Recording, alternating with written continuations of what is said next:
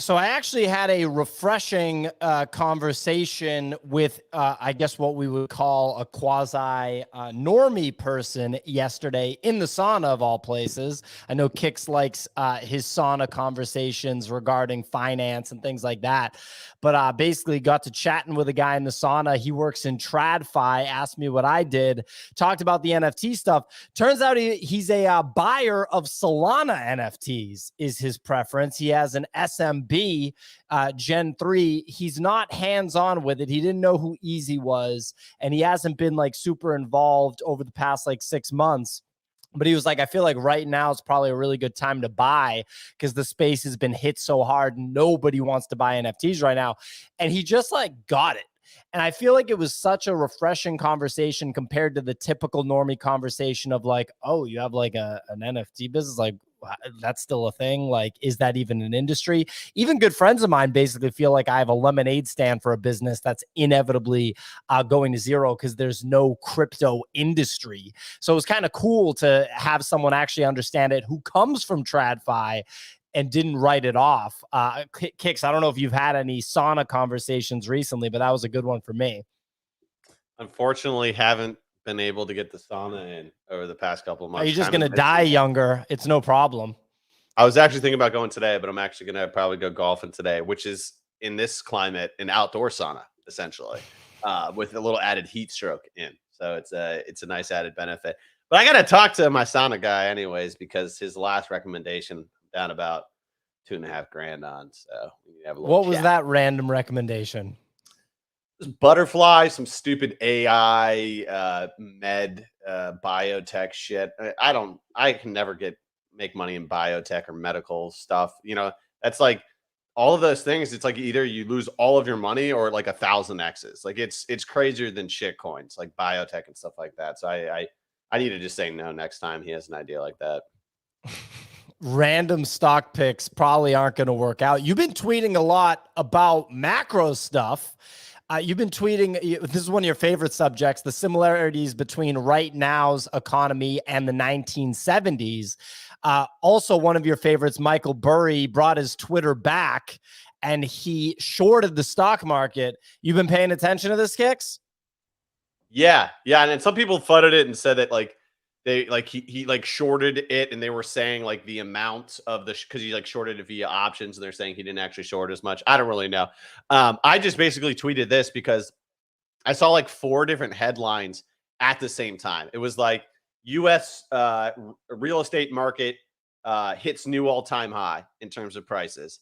Then it was like grocery bills up more than like it is up not only like percentage-wise, but like the highest percentage-wise since earlier this year. Car insurance rates, right? Which you think is like a pretty kind of standard thing in terms of like how much car insurance appreciates every year. Highest inflation-adjusted increase since 1976. Once again, the 70s, 1976. Highest increase since then, right? You see people all over TikTok that are saying they literally can't afford to live anymore, right? Like when you combine all of these different factors together, and then Japan comes in with a GDP of 6%. And now the US is predicting a GDP of 5%. And when people hear that, they're like, whoa, that means the economy is really growing. No. When it cooks that hard, it usually means that inflation thing you've been trying to get rid of actually isn't, necessarily gone. So, in the 1970s, it was because we were coming off of the gold standard, right? Yep. And with this, we've been kind of not coming off any standard, but we de-dollarization, baby. De-dollarization, exactly. So there's some parallels. Now, the entire world's different. Like back in the day, during that time, it was hard assets that did well. So commodities, gold did well, right? Is now Bitcoin's time to really shine, right? This would be if Bitcoin is our generation's gold, because a lot of people like reply to me and they're like, man, what do you think, real estate is still the best investment or gold? I'm like, no, I just said that's what it was in the 1970s. Now use your own brain and try to think what is the equivalent today, which could definitely be Bitcoin, especially with this Argentinian candidate. I'd like to get a beer with that guy, dude. You seen that guy's hair? I don't know. Bitcoin's looking good right now. He's a good. Nick, you know what's going down in prices though? Televisions and computer monitors. If you look at the comparative cost, They're down year over year for like the last 19 years. You can buy a TV cheaper than ever before. Yeah, but that's common with all tech, computers, all of those things generally come down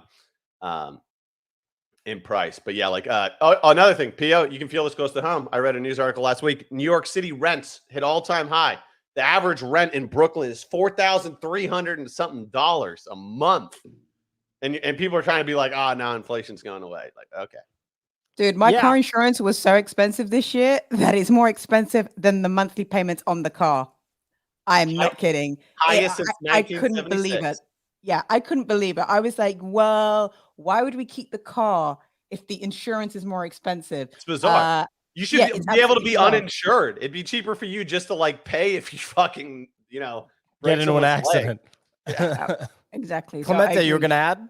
Oh, sorry. Yeah, I was just going to say I paid $23 for 3 tacos last night. They were super mid tacos.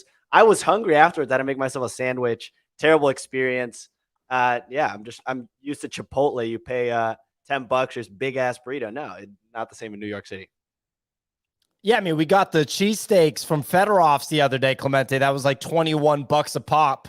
You're welcome. And Kix brought up Argentina. People in the United States don't understand this because the United States has had, it's the global reserve currency, right? So there's been strong currency in the United States, and people in the United States don't pay attention to anything happening in any other part of the world. But Argentina, of all places, if you look up the history of Argentine pesos and the currency situation in Argentina, Argentine people understand currency debasement, and they understand the value of something like Bitcoin. Ask some people in Africa about currency debasement and why there would be value in something like Bitcoin. Americans are probably still not going to do a single Google search and not realize it. It's okay. There's a tiny percentage, maybe 1% of you Americans out there that will actually do that lookup and try to understand the history of some of these countries' currencies and why you would want a hard currency, an actual hard currency like Bitcoin that no one entity can control, true decentralization, and a hard limit to supply. Anything else you've been thinking about, Kix? Because it seems like you've been thinking about this stuff a lot. You're muted, buddy. Classic us. Only other thought was some guy was like, I like investing in lithium more than Bitcoin, and listed all these reasons. And all I got to say to that is there ain't going to be a Bitcoin asteroid that you can mine. That's not how that works, right? You can probably mine lithium one day. Bitcoin's better than lithium. End of story. P, I'm with you, man. Riding Bitcoin to Valhalla. Are you, though? Not really, but like I got some. I figured you weren't. You just can't figure it out, man. Just buy it and don't sell it. I know. I'm holding some. I thought about selling it yesterday, but I'm growing up, so I didn't. What would possibly possess you to sell Bitcoin yesterday? Like, what event would make you be like, I think today's a good time to hit the sell button? I don't know. There's some FUD in the newspapers, man. I was thinking about just ripcording everything, Who cares? How much Bitcoin could you possibly have? This Argentinian guy saved my ass because as soon as I thought to sell, I just played a video by him, and he was like, "The U.S. dollar, bullshit. This bullshit. The fiat bullshit. Monetary system bullshit." Well, Kix, Argentina's applying for the BRICS too, baby. The BRICS is heating up. That's part of what was getting me to FUD was like, China treasuries, U.S. treasuries, 15-year low. Japan selling them, and then 8 Arab countries applied to join the BRICS. Like, I think we may have fucked up this time, guys. 45 countries have applications to join the BRICS. I think we may have fucked up. I think we overextended our dollar hand on this last hurrah when we printed a bunch of it. So we'll see what happens. I think back to post FTX debacle, end of last year, beginning of this year. I remember Nick was trading crypto a lot on the show. I think Easy was right there with him. They were pulling up charts of Bitcoin. Bitcoin was like at 18K. And Nick was like, this chart, looks good. It's going to go up. I'm always buying Bitcoin. So as you can imagine, in one exchange, I was accumulating some Bitcoin and I bought it around like 18K, 19K. Then it ran from like 18K, 19K 19K to 22K in a relatively short period of time. And Nick and Easy were like celebrating on the show. They were like, yeah, we were right about the technicals. It went up, blah, blah, blah. And I was like, oh, look at that. Well, I guess I'll sell this Bitcoin that I accumulated between 18 and 19K in this one exchange at 22K. And I got a gain. And like, look at that. Was that a good move? It's worth way more money now. I don't understand. Like, what was the point of me selling it? Like, I don't really understand. It would have been better to just hold it. And if you sell, you got to pay taxes on it unless you're a tax evader. Yeah, I don't really. Well, on an exchange, you can't evade taxes. They report it to the government. So, yeah, I don't really understand. But anyway, ladies and gentlemen, today we're going to discuss the latest developments in the DeGods Machi dilemma, the upcoming Wreck League mint happening today, and the state of Web3 gaming with our very own Kix. Before we get into that, let's tackle this weather report. Signal, please take it away. Yeah. GM, everyone. Today is Thursday, August 17th. You got market volume at 13.7 million, Blur at 7.7, OpenSea at 3.9. On to leaders, not much change. Biggest one taking the brunt is really DeGods. They're down at 4.4. But we have seen Milady's now climb up to 4.2. Just been that steady rocket over the last couple of months. Over the past 24 hours, it's still DeGods in the main headlines. This time, it's because the floor dipped all the way down to sub 4 ETH yesterday before ZK Shark tweeted that despite not liking Machi Big Brother at all, he is willing to buy 200 DeGods from him and lock them up for 6 months. And for Machi, he needs to come back with a number as to what he's willing to sell them for. Several other large DeGods whales stepped in, including Pimp Capital and Poke. They also said that they would be willing to buy those DeGods off Machi. Machi has about 400 DeGods right now. Floor looking good. It rebounded up to 4.5 ETH on the news before settling at 4.4. We are still waiting for Machi to respond to ZK Shark's message. Apparently he's been online, but he hasn't said anything. On to football, and Wagme United has shared a statement addressing the recent rug allegations, tweeting for the first time in 2 months. They wrote that nothing could be further from the truth. Well, they concluded by saying that they are evaluating a way to provide ongoing value to holders that also respects the local Crawley Town supporters, honors the traditions of the club, and also expands its appeal to new fans around the world. Seems like a small task for a team in their current league. Ledger has also announced integration of PayPal into their Ledger Live feature, allowing users to buy crypto with PayPal and get it immediately into self-custody. For now, that feature is only available to US residents. And then lastly, Wreck League mint begins today at 12 p.m. Eastern with 25,000 majestic boxes for sale at 158 each and 5,000 booster boxes available for 58 each. The rarity of the boxes will be revealed later this month on August the 24th and can be opened starting September the 14th. Users will be able to create their mechs using So you'll be able to create your mechs using the parts from the box and compete in a leaderboard tournament when the game goes live on September the 14th. That is all for today. It is back to you in the studio. Fantastic weather report as usual, Signal. Some updates from the Nifty Daily Digest. Go to thenifty.com and subscribe. You need to have an account at thenifty.com to claim today's free NFT that is launching later on in the show on the platform. So go to thenifty.com, THENIFTY.com to register. DeGods co-founder, Finn, has announced his resignation from the DeGods team, citing that the transition out of the company began in early July and has nothing to do with the recent events. Sotheby's has concluded their Grails Part 4 auction, featuring nearly $1 million in sales across the 22 lots sold, including 6-figure sales for the usual suspects: Fidenzas, Ringers, and a CryptoPunk. These Fidenzas, Ringers, and CryptoPunks are continuing to sell at traditional art world auction houses for significant sums. Shout out to Brian Brigman, friend of the show, friend of ours, who looks like dropped a little Nimbud sale in there as well. Very, very cool stuff. Brian is watching live. I wonder, he said, oh, wow, I'm awake early enough to watch this. You knew we were going to talk about this, I bet, Brian. So you wanted to watch it. That's very vain, Brian Brinkman. Yeah, here he is saying, hey, that's me. We get it, Brian. We get it. Anyway, artist Slime Sunday, very talented, has announced an art drop called The Great Purge, which is going to be on Base, the Coinbase Layer 2 blockchain, taking place in 4 days, August 21st. Fun fact, Slime Sunday is from Boston, where I'm from. A very talented collage artist. Collage artwork is insanely challenging, and he is top tier in my book. The drop is going to allow users to burn NFTs in exchange for a new NFT with the aim of ridding the space of bad actors in the NFT space. Well, good luck with that, Slime Sunday. I'm pretty sure the bad actors aren't going anywhere, but it's a very cool drop.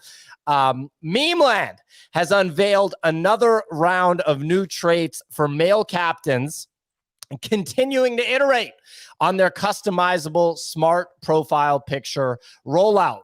What's up, Clemente? Have you gone into this at all, PO or Easy? Have you guys tried this? Yeah, I've tried it. It's cool. It's simple. It's seamless. Updates the metadata as well, which is pretty cool. I think they did a very good job with this. It's just gonna be really interesting to see how they continue to expand it and make it like an interesting move for the wider audience outside the space. Do they all have six packs, or is there dad? Every single one is jacked. None of them has like a nice gut, which honestly I feel marginalized against because yeah, there was a comment. There's a comment saying they weren't body positive. Yeah, they're not body positive, dude. Who said that? Wait, Yeah. let me see that. That tweet. I'll find it. They were like, "This isn't body positive. Like, we need to make the captain." I don't even believe that person was serious. I'm about to sick Brian Johnson on him to talk about that, and we'll figure out whether that's going to elongate your life. Look, we'll get into the DeGods situation. We'll cover it quick before Nick comes back because I know he doesn't want to talk about it. So Easy, do you want to let us know, basically in the last 24 hours, you got a co-founder, Finn, a co-founder announced his departure from the team, unrelated to recent events. We had a potential local bottom at 3.9 ETH. ZK Shark tweeting that he wanted to buy 200 DeGods off him with all that guap that he made off of Ordinal Maxi Biz. He's rich now. Pimp Capital, big DeGods whale, chimed in to buy 200. Yeah, so you had 200 from ZK, 200 from Pimp, 100 from Pokey, 50 from two other X plus DeGod holders. So basically you're got a 600 buy commitment, which would be 200 additional buys than Machi's 400. However, the sentiment seems to be that Machi's enjoying this little bit of a press tour that he's getting. It's funny, man. That window shopper meme is hilarious. Like, that's so funny. Dropped a banger. Like, I gotta say, he dropped a banger with that one. I was like, damn. All right, you got him. But I don't think Machi sells these to people. Like, I think Machi enjoys holding them and knowing that he has this power over the DeGod ecosystem at the moment. I continue my belief, like, you just got to let this pan out. We know what this does. We know how it works. We know how it flows. So why not just let a system play out how it's going to play out? You know, it's inevitable. And that's the tougher part, is if Machi does not come to terms with this, I think we end up seeing negative price action on DeGods from here. Someone did step up and put 100 bids, I think at 4 on DeGods. So like there is some level. Yeah, so I think there is some level of bid wall now. And ZK commented like eye emojis on the tweet. So the speculation is that it's ZK. Obviously, no confirmation on this. So we're just kind of waiting to see what actually happens there. You did see Machi sell about 40 into blur bids at about 4.4 in the last couple of hours. So he's slowly getting rid of them. He's got 360 left. And he made, off 40, he made 16 ETH off that, something like that. Because he made 0.4 per. Yeah. So he a lot of risk. Well. Yeah, I mean, yeah, dude, nothing like 16,000 ETH risk to make 16, a 1% gain. It's absolutely electric. I love it here. He's got the question marks next to his realized P&L. Everybody does now. No, everyone does now. So they did that because of Blend, because they're like, we can't accurately compute this because Blend shifts it too much. So that's the other concern, is like a bunch of Blend farmers as well also dump some of their loans into Machi on this. So yeah, we'll see what happens with this. I think obviously the speculation is like, where do we go from here? What's the course of action? I think it just needs to play out how it's going to play out. And I don't think there's much value in like chasing it one way or the other. Kix, when you were at the top of your game, Blur wasn't a thing. This wasn't a thing. What do you make of it? Like, how do you think through, Machi just holding I mean, people are saying he's holding the project hostage. That's one way to look at it. I mean, what do you think about this? He's buying a bunch of them. I'm assuming oh, you froze for a second. I thought we were going to lose you, but what do you think? Yeah, I don't know. I mean, people were able to do this before Blur. I mean, Pranksy owned like over 1,000 Bored Ape Yacht Club. He put like a massive wall at like 2 ETH for weeks that like people had to like buy through, and then once he sold off his whole stack, Bored Ape Yacht Club, that's when it went like up only to 40 ETH. So like there's always been the ability for people to accumulate a large amount of supply, and then can they have some sort of influence over your project? Like, sure.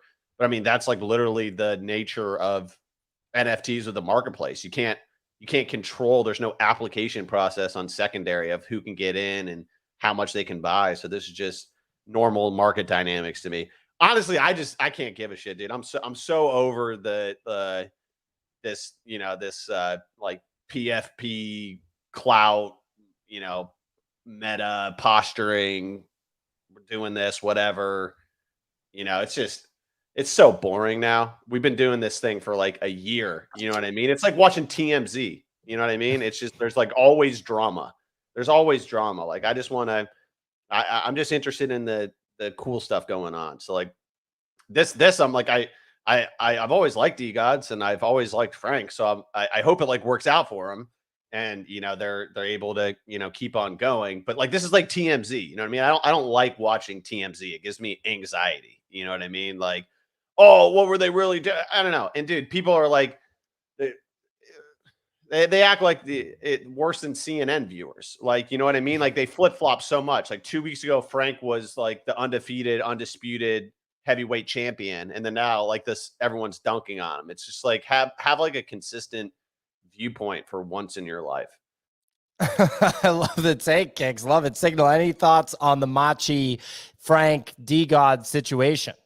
And there's blood in the water. The sharks are circulating. It's just, yeah. There's nothing that can be done here. I just think they're seeing a sign of weakness in DeGods. Machi is taking advantage of it.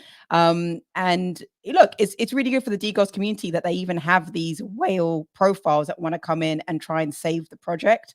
That's something that you don't really see across many collections, like whales coming in and just trying to do these OTC deals on Twitter. But I agree with Kix here. It just becomes like, yeah, TMZ drama, and you're a bit like, okay, so let's focus on the cool stuff that's happening in the space right now, because this is being dragged out quite a lot. And I would call this eggplant season. I really would. This is an eggplant story. Like, if you haven't heard my analogy on this, August, that time of year where the best news is the biggest eggplant was grown in Wisconsin. It is now in the Guinness Book of Records, and that is the main headline of the season. And we're currently seeing that now in PFPs. So once we move past this, it's going to be all good. Everyone will go back to building September, get those butts back onto the desk, and start working. Less drama. We need butts and seats. Butts and seats is what we need. There you go. Well, look, moving on to this parallel trading card game, I want to go to Kix. Obviously, he's been very active in the parallel trading card game since the last time you've been on the show. You've been tweeting a lot. You're obviously the CEO of a gaming entity in the Web3 space yourself. What's going on here? Yeah, so parallel, it's a card game very similar to Magic the Gathering or Hearthstone, those types of card games. There's a lot of people that like card games. There's a lot of people that don't. But like, in terms of the gaming space, it's a very big niche, and the people in that space spend a lot of money. Like, you don't play card games and just like buy a $60 Xbox game and that's it. No, like you constantly are dumping money into the game. So Parallel has been around since 2021. Some of you that are NFT traders may have traded some of their packs or their boxes. I remember like minting some of their boxes and flipping them for a profit. But earlier this month, they finally came out of alpha and launched their closed beta, where you can actually go in and play the game and see like whether it's a good game or not. So I was able to get into the closed beta and actually play the game. And it's really fun. I played a lot of card games in my days. I played Magic the Gathering extensively. I played Hearthstone extensively. And I played a lot of Web3 card games. There's a lot of Web3 card games.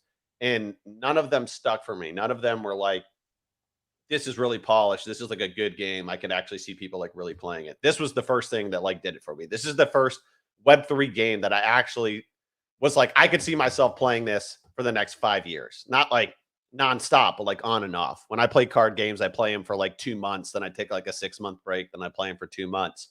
So I started researching it just like more and more and seeing a lot of people like actually enjoy the game. Not trying to like sell a narrative like, no, you're going to like this game, man, and you're going to make a lot of money playing this game. Like no one's talking about making money playing the game.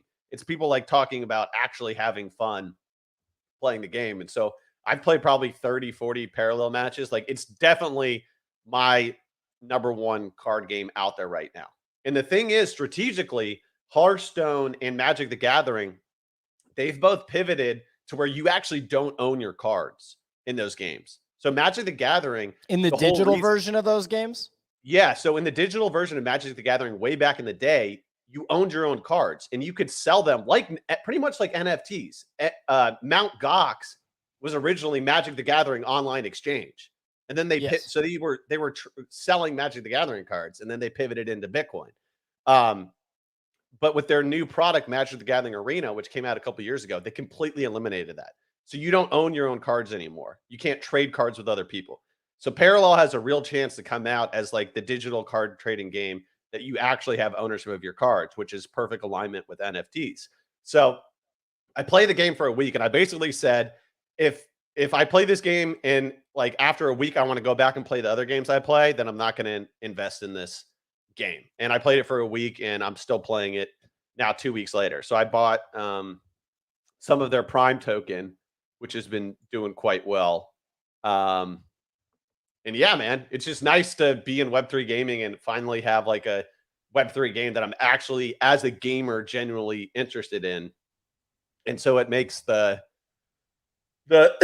buying and holding of the token a lot easier, because I'm not just trying to dump on someone. I'm not like, oh, I'm just going to dump on the next idiot and get out of this thing before everyone realizes it's a shit game. 15% of your crypto holdings is in the Prime token. That feels a little strong to me. Wow. That's a lot. I guess. So is this on layer 1? Is this a layer 1 game? Prime token's on layer 1. Some of their cards, a lot of their NFTs are on Ethereum. The issue is that a lot of cards naturally aren't supposed to be worth a lot of money, right? So like there's a lot of cards that should be worth $1, $2, $3, but Ethereum gas is like $6. So like that's a non-starter. So they recently did a partnership with Base, and some of their cards are on Base. My guess is eventually they're going to make it so that you can like bridge your decks over to Base so that you can trade on Base. Because on Base, it actually makes sense. Like if I want to go buy 5 cards that are $1 each, I'll pay 10 cents in gas, but I'm not going to pay $8 in gas on Ethereum to buy a card. But they've blended Web 2 and Web 3 really well. So like this game's going to go into open beta at the end of the month. You can play it for free, and you can play it without any crypto. You can play it without any NFTs. You can actually build your whole deck without any NFTs. You can buy with a credit card stuff in their game to buy packs and open cards. The thing is those cards aren't tradable. You only can use them yourself. So there's an incentive still to have the NFTs on the cards you really like, because then you can actually trade them. But they've bridged it very well, where lots of just Web 2 card gamers can play this game and not even know that there's NFTs. But it draws you into wanting NFTs, because when you're in ranked mode, you can earn Prime, but you can only earn Prime if you have NFTs in your deck. And the higher percentage of your deck that is NFTs, the more Prime that you can earn. So you can play ranked mode just with all the cards that you bought with your credit card. You're just not going to earn Prime. So they have a really good like tokenomic structure. And can you, so if you're buying the NFTs, is there incentive to like, make the cards better and then sell them? Is that something that, or like, how does that work? Yeah, no, cards stay static in the game. So there's no way you can like pump or improve your cards. But yeah, but like the cards are, when I look at it, like the cards are for playing, right? So I'm not trying to speculate on the cards. Like if you wanted to speculate on the cards, you could like maybe buy like a rare card back or something like this, something like that. But those are already pretty expensive. The thing with like, we know with NFTs, like people kind of front run the speculation, right? So like when I looked at like, I want to play this game, but I also want to have some exposure to the upside of this game, I decided on the Prime token. And so that's why I bought some. Okay. And last thing, everybody, people that are in crypto, people that are in Web3, the number one question that the majority of people that participate is like, how do I make money? How do I make money? How do I make money? So they make money in this by performing well in the card game and yielding the Prime token. Is that how you quote unquote make money? Yeah, I mean, that's like one way like a gamer could make money. But then in order to do that, you have to go buy the NFTs. So like you can't just like play this game and make money. You can just play this game and have fun. But if you want to make money, you have to like invest in the ecosystem. You have to buy NFTs to make money. So it's pretty balanced that way. But like I'm just playing the game to have fun. I'm not like, oh, I want to rank up to like make a bunch of Prime.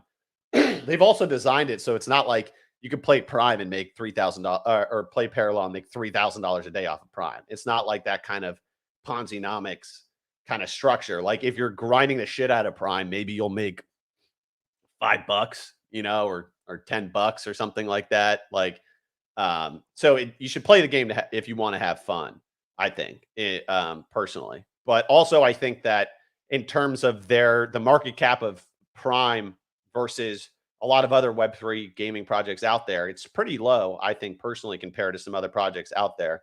So we've been talking about gaming being the next cycle, gaming being the next cycle. So I was like, here's finally like an opportunity that I have conviction in. So, and 15% sounds like a lot, but like, I don't have like an absolute shit ton of money in crypto right now. So it's like, but it's a pretty decent conviction bet for sure. Easy. You've been paying attention to this thing? And all over the timeline, like I had posted yesterday that I felt that the gaming wave was going to start to ramp here, and a lot of people just obviously tagged a million games that they have investments in, and everyone was like, "Why are you talking about Prime or Parallel Alpha?" Bad for you. Oh my so god, annoying. dude. I mean, the one positive of it was like a bunch of really cool games did reach out and share like game previews and documents and all these things that like I ended up having some time to research and got me really interested and excited because like there's a lot of people working on stuff. But obviously, like I called out Zynga. I called out Wreck League, which is minting today. I called out Parallel Alpha. And the thing was, like, the Parallel Alpha one, a lot of people were asking, like, why would you mention Parallel Alpha? And I was just kind of like, because it's all the gaming ecosystem's talking about and playing right now. Like, every crypto and NFT gamer, Web3 gamer, is either live streaming this game, tweeting about it, or talking about it. So I haven't played it yet. I need to. I've talked to Jonah about it. I had a really good conversation with I was going to ask, has our buddy Jonah been talking about it? Yeah, he's a big fan of it. Even he's like, and normally Jonah fuds games. Like he's known as like the negative Nancy of gaming. He's critical. I mean, has he really been that, excuse me, has he really been that wrong about the stuff that he's been critical on? No, and you need that contrarian take, especially when the timeline's hyper bullish. And he openly says too, like, I'm a contrarian take on a lot of this stuff, but he's enjoyed Parallel. Like, has openly said, I enjoyed Parallel and has been a fan of playing it. And when I talked to, there was like a late space, there was only like 100 people in it, but I joined because it was Jonah, Gabe Layden, and Igor Letterman just talking gaming. And I was like, I want to talk to these guys about this. So I hopped on and we were just talking about gaming, and they were basically like, this is exactly what we saw when we were in mobile and free-to-play gaming, was you just need 1 or 2 games to hit, and then everyone just copies the playbook. And then a new iteration comes out, then everyone copies that playbook. He's like, gaming producers and publishers don't care about being first. They just care about getting a piece of the pie when it is a sustainable business model. And he's like, I genuinely think Parallel can do that, and think that they can open up the floodgates after we've seen Axie and what we're going to see potentially from Zynga here as well with Play Sugartown. So there's some really cool things happening that I think has a lot of people excited, but it is still just like, obviously cautiously optimistic, I think is probably the best way to put this, because we are just waiting to see like what happens with these games. Where does this go? What actually gets some level of staying power and has people truly excited is still to be determined. Yeah, I listened to a little bit of that space also. It was pretty interesting to hear Gabe, just talk about different stuff. He was, this is a little bit off topic, but we'll move on to Wreck League in just a second. But Gabe was talking about how basically like children right now, and I'll lean on Kix, I guess, because he's got a couple of little ones. The content they consume is just weird. in the sense that like they'll just watch a video of someone jumping off of a ramp on a motorcycle, like the same video like 50 times in a row, instead of watching like, you know, an episode of a TV show that has actual story. Kix, is that like true? Is that a thing? Yeah, dude. Like I'm deep into mini kitchens. So like they have mini cake decorating, where like they're using like really miniature things, and they have like a miniature Bunsen burner, and they can like cook gelatin on it and shit. And are the kids watching other kids do it or doing it themselves? It's Asian adults doing it. Okay, interesting. And the kids are like watching videos of other kids opening presents and stuff, right? Yeah. I mean, so you've never seen this, Pio? Like some of these, like this was like a main thing just for like YouTube conversations. What's the biggest? Oh, cut the watermelon. I'm blanking on the biggest channel, but like there's all Ryan's sorts. Toys.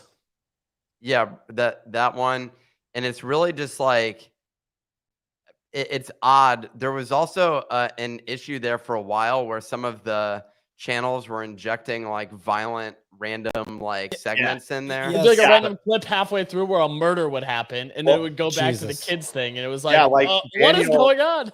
Daniel posted, my kid watches hamster mazes. So does my kid. And sometimes the hamster mazes, they have like really fucking creepy like monsters in it that like chase after the hamsters. I don't like that shit. So I always watch what they're watching to make sure there's not some, you know, creepy pedophile shit inserted in there. All right. Anyway, I should have known not to go down this direction.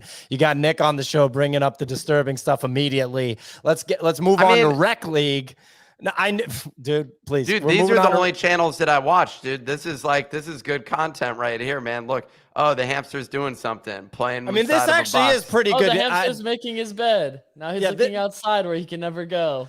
I can understand the hamster running around an obstacle course, you know, because I watch like videos of pit bulls sometimes, right? Where the pit bulls just like running around and stuff. I mean, at least it's an animal doing interesting things. Effects with puffs of smoke randomly. Did you see the edit on that? It was also cutting from 16 angles, like real quick, all on the same. Like they just set up. They're like, okay, here's the key thing. We need 10 cameras, like encircling this different thing, so we can just cut between the hamster. Like, see, punch in. They're gonna get another angle. There's the puff of smoke. I don't know. It just seems like there's a lot of motion and This action. is where lost signal as soon as she started to speak. I would have had it like 2 weeks ago in the crypto space. This is the direction I would have hoped they would have gone as a business, as opposed to just putting in fake footage. Because if they're running around an obstacle track like this is actually interesting, because then you can bet on their athletic ability to win a race. But unfortunately, it turned out to be a rug. But this is the potential that the game could have had. This camera style is it reminds me of like a Nickelodeon TV show where they're actually following kids through an obstacle course. Yeah, I forget what that was called. I know exactly. Summer Sanders hosted it. I know exactly what you're talking about. Legends of the Hidden Temple. Is that what it was called? There's a bunch of them. That's one of them. There wasn't just one show on Nickelodeon. There's only one. There's Double Dare would have been another one. Another banger. So I remember that one. But yeah, there was also American Gladiators has some of this style as well, at least on obstacle course related things. But the way that they follow along from like point of view style over the shoulder of the person is pretty good.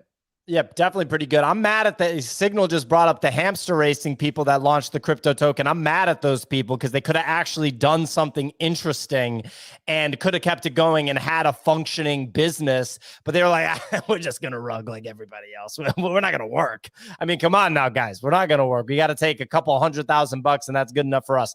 Anyway, Wreck League, easy. The mints today at noon, 25,000 majestic boxes, 5,000 booster boxes. You're excited about this game. This is a Yuga Labs partnership release. What's going on? Yeah, so this is made by Enway. They have an existing Power Rangers fighting game on mobile, and I guess it's basically a reskin of that, utilizing Yuga assets. There's going to be additional like characters involved in it. 25,000 NFTs dropping today at 150 ape, 5,000 booster packs at 50 ape. The only claims today are for Kodas. Mutant Apes, Dogs, and Bored Apes have claims later, which right there's another 30,000 assets. So we're looking at about 60,000 boxes for this. So I think they're definitely leaning way more into the wide volume, low cost style of thing here, which will be really interesting. I don't know how well this is going to work out. I mean, 150 ape is what, like $200 right now? $300, a casual $10 million mint for a Street Fighter game. Let's see how it goes.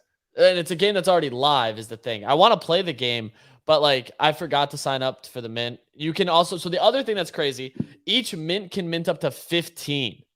So like, yeah, it's not a low number. Like that's the thing. Like each individual can mint 15 of these things. That's some cheddar, man. I'll tell you that much. Like that, you $4,500 a person right now. I don't know how these are gonna do on secondary. I'm tempted to buy one. Someone had offered to give me a spot because they only want to get 3.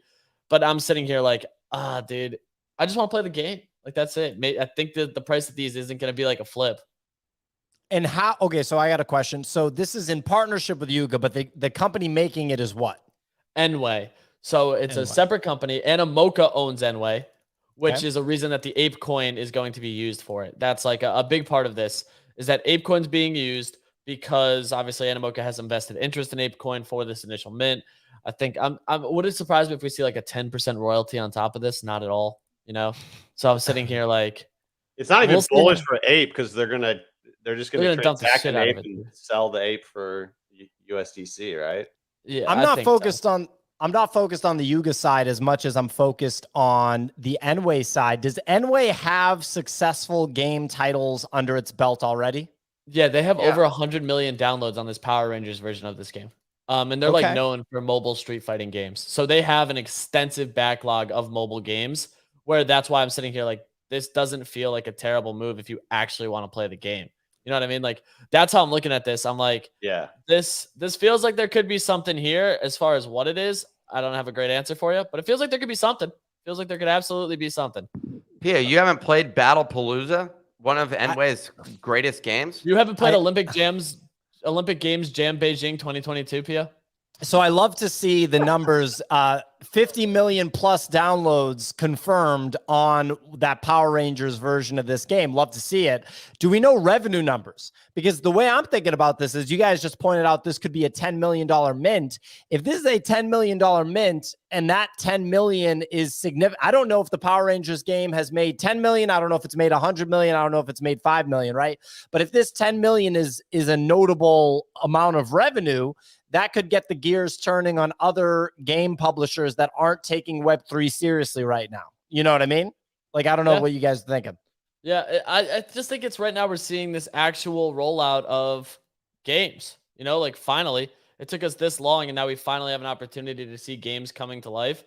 Who knows how much adoption and involvement it gets? That's like the real tough answer here. I'm hoping for something, but it's almost impossible to say because like, are you going to market to your existing audience and tell them that they have to buy a $300 thing to play the game?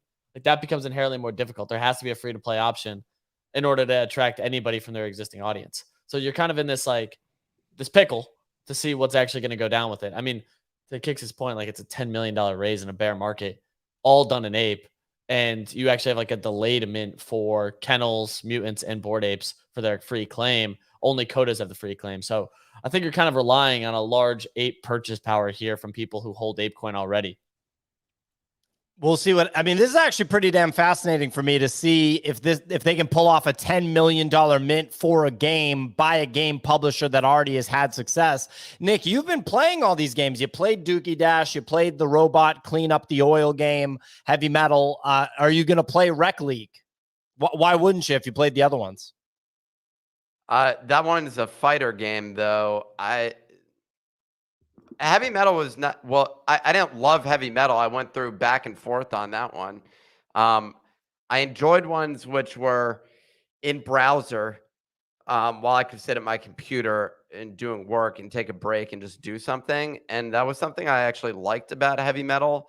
I didn't like the gameplay specifically, but I liked the fact that it was sort of this passive thing that I could play.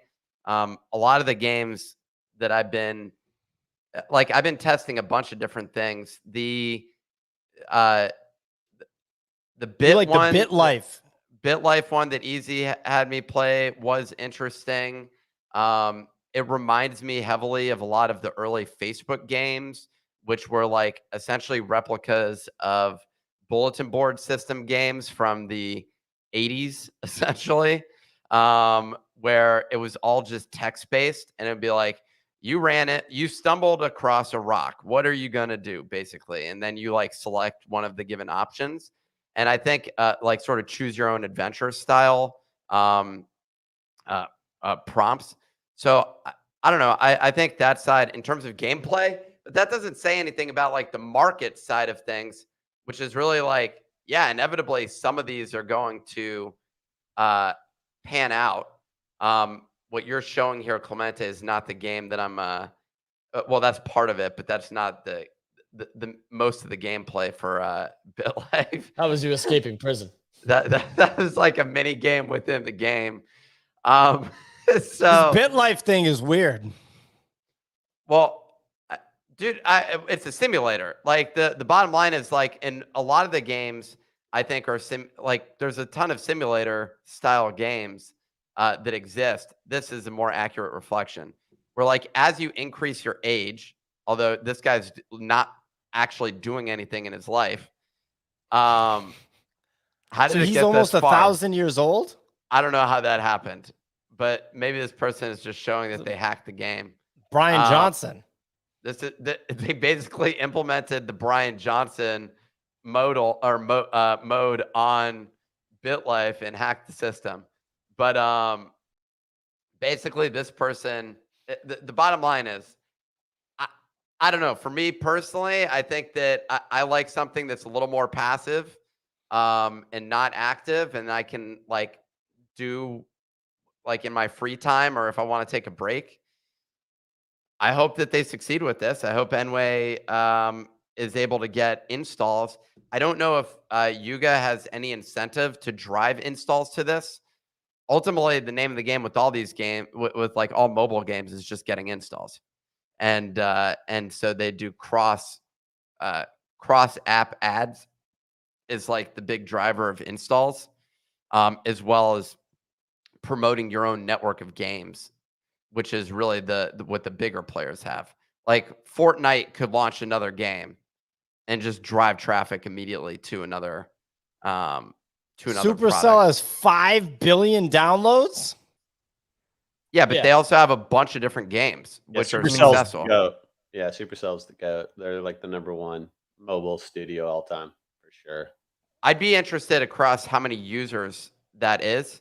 That they have those. Well, they've made over $1 billion on like each of their games, so they've made like $5 billion. Small players in this ecosystem. Yeah. And they don't even have like they like say they like trash like 90% of their ideas. You know, they're very they do it right for sure. They're quality over quantity. Kix, do you at Crypto Raiders trash 90% of the ideas? No. No, we ship everything. We just come up with a good idea and we're like, yeah, that's good enough. Yeah. No strategy. Well, I mean, you have a game coming out, right? Midnight Heist? Yeah, Midnight Heist for sure. I'm so excited about this. I'm so excited. What is it? You kidnap someone at midnight? What do you do? Exactly, dude. It's like a player versus player like tactics game, like strategy game. So you're basically going up against an opponent, and you're both trying to build the best team with the best strategy, and then you like duke it out on a map. So Nick's funny bone is tickled. Nick, what's going on, big dog? Some guy while I was talking, I was thinking the same thing as the commenter. He was like riveting story. And I was like, I don't know where the fuck I'm going with this either. So I'm like, this person is spot on. I'm not gonna. I went to bed too. I take responsibility for the show today because I went to bed a little bit later than usual. And like Brian Johnson says, the single biggest ROI that you get is on a good night's sleep. Amen. And yeah, I watched an episode of Beef, very good show, starring Ali Wong, among others. Very strong show. Ali Wong. You know why you can't? You're having you have throat issues. It's because the way that you're Throat speaking on the show. Oh, you got throat issues, bro. I'm broadcasting an hour a day to thousands. You're talking To about throat thousands. issues.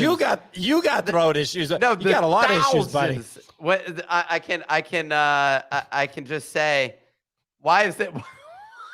It's Clemente pulling up. So that tweet. fine. You want to show this tweet? Nick, look at Brian Johnson's tweet. I saw the tweet. Okay. And I'm actually, my question is how is he measuring his nighttime erection volume? Is there like a penis pump with sensors on it, like that he's there got is. strapped? You Yeah, it wear literally it. says It's machine pretty plus settings. It's got 48 joules. Wait, no. It's the new Aura Ring product. Hold on one sec. So, two things. The thing that he was writing about was the electric shock therapy that you add to your dick, where you shock your penis, and the result is it gives you more nighttime erections. Now, I don't know what the situation is. Sure you don't. Okay. This wasn't a metric that I previously was focused on. It's an indicator of your biological age, Nick. Okay, so now the question is, how do I track it? And Clemente, you said Aura Ring now has a dick monitoring solution. That was a joke. That was a joke. But he does wear a penis boner monitor. I don't think it's Jesus Aura. Christ. It might be Aura's beta testing or something. Yeah, I What mean, the fuck are you talking about? No, Aura is not testing this. There's no way that they're. No, I heard tracking they this. are. I heard they are. Nick, they They actually are. just messaged me. Nick, they want to sponsor you to make some content around this live. They're don't know. not doing a penis monitoring solution. I'm telling you, Aura Ring is not doing it. We're Well, if including you them in got our that next- much penis issues, you probably got a porn addiction, or like you just don't fucking work out or eat steak.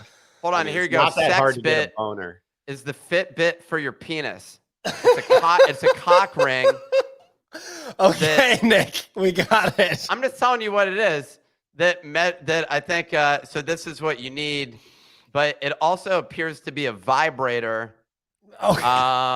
So Nick, why did I just get an alert that you ordered this on the company bank account too? What are you doing, man? for the SexFit next- personal next trainer tax for. time. So it gives you a performance review to give a reflection on your previous performances. So this is actually monitoring in sex, like during sex monitoring, which I'm interested in. I take a little bit of measurement during sex to just make sure you're giving maximum thrust during on each Yeah, sex I'm session. sure nothing gets your partner more excited than during a lovemaking session for like a ding to go off and be like, oh wow, I need to check my results. Like, I don't know about you, Kix, but all of my partners have always enjoyed a nice vibrating sensation. I'm just saying They're that that's performance something- driven.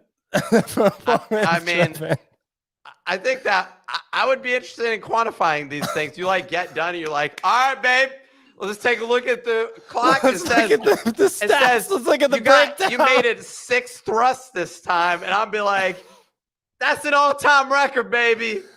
Pretty 6 good. thrusts. So I will say Brian Johnson is engaged with several of my tweets in response to his stuff, including multiple replies to me. But he did not acknowledge the tweet that I wrote in reply to that tweet from him, which I was very upset about because I thought it was quite funny. However, Nick Carter from the Bitcoin space, big time Bitcoiner, the author of the viral article Operation Choke Point 2.0, did like my tweet. I think he got the joke. So that was a nice one right there. I'm looking forward to eventually interviewing Brian Johnson in one way or another and just cataloging all the tweet replies and getting his take on what he thought of them, because he does seem to have a sense of humor. Kix, did you want to add something? Yeah, it's just always so curious to me, the people that get super into life extensions end up looking like vampires. I don't know if that's like just like a side effect or. I think dude's- that's because he's The a dude vegan. yeah, it must be. I don't know. Like the dude's skin looks transparent. A lot of times the vegans are going to hate me for this, but a lot of times, like at one time, someone brought me to a vegetarian food festival. And let's put it this way, there were a bunch of Brian Johnsons running around over there. So anyway, the vegan community that's listening right now is probably going to off me for this. But anyway, that's a sensitive subject. Clemente, let's drop this free NFT. Okay. The password. Well, you not for ready, today's- buddy? That I am. The password for today's Are free you NFT. you want to speak into the microphone, Clemente? Coding 25. Why is the doesn't it password sound? for- It feels Because like he's it's got it missing like the this. bit. He's just this Like is what he's what, doing because he there. doesn't like. What is this, Clemente? Is this the right way to do a microphone? I really don't This- know if this is it. This you speak into the front of the microphone.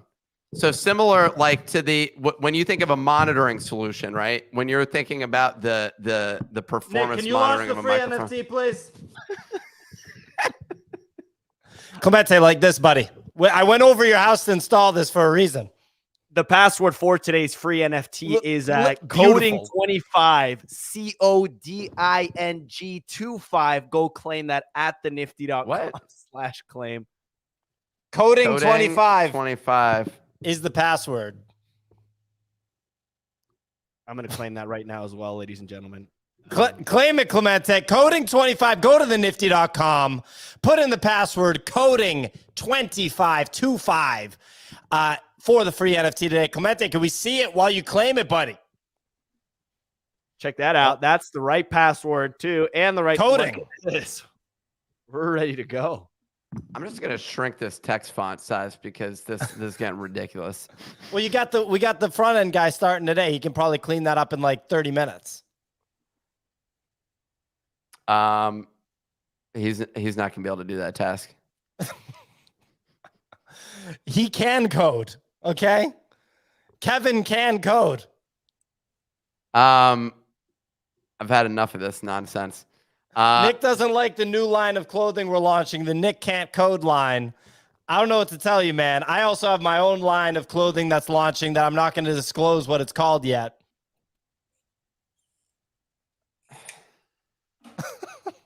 Anyway, ladies and gentlemen, that's our show. We do this show Monday through Friday, 9 a.m. Eastern time, right here on Twitter Spaces. Also available on YouTube for the video stream. I know a lot of the Twitter listeners maybe haven't processed that yet, but it is also available on YouTube. You can also share the show with people via audio podcast, Apple, Spotify podcast, wherever you get your podcasts. If you want to share the show with folks outside of the NFT space, we'll be back tomorrow to close out the week. Go to the nifty.com, claim the free NFT, thenifty.com/claim with the code coding 25. I don't know exactly why Clemente made that the password for today's ancient Egypt themed free NFT, but it's okay. We're going to give him a pass because he's been working his butt off. That's a dumbass code. Yo, that was a dumb code, dude. What are you doing? Oh, Nick's in a silly mood. I didn't get enough sleep last night. I was up too late watching Beef starring What are Ali you Wong. doing, dude? Clemente, what are you doing? Okay, we get some characters from Nick. I always love it. I could listen to Nick do characters all day. Silly Nick is a good Nick to have. Cranky Nick is not very good though, ladies and gentlemen. Anyways,